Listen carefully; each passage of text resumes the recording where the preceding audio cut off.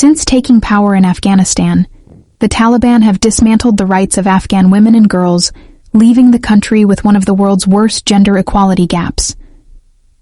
The patriarchy has overtaken Afghanistan, and they are treating women like property. This are human beings with dreams and passions. But the Taliban feel entitled to their lives from how they dress, their movement, marriage, education, work, and more. Literally enslaved living how the men want in order to satisfy their fragile egos through control. They have potential to become great in their lives, but it has been suppressed. Apart from the Taliban, most men seem to love it too, for they do not speak up for them.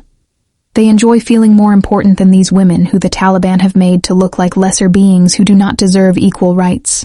Girls have been banned from attending secondary school and university, while the guys study and become what they want, and the girls are at home, being taught how to cook well and satisfy her future husband while he chases his dreams.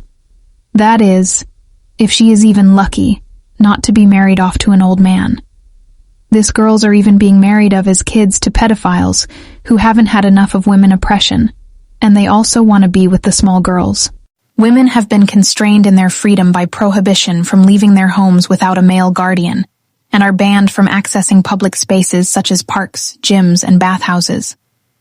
They have also been excluded from workforce, being banned from most professional sectors such as civil service, NGOs, and the media.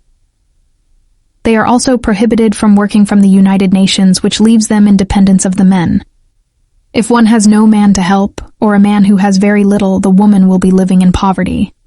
With the dress code, they are required to wear full, all-encompassing hijabs, which are not comfortable, and they have to struggle in it.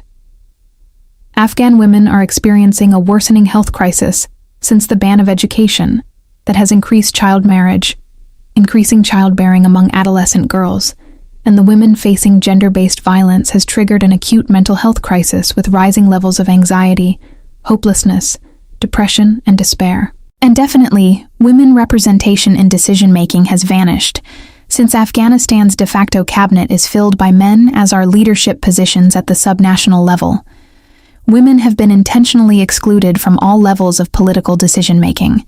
These women are going through a tough time, and their time is also being wasted, since they could be pursuing their dreams. Let's help by creating awareness, and hopefully they get help from other governments or foundations.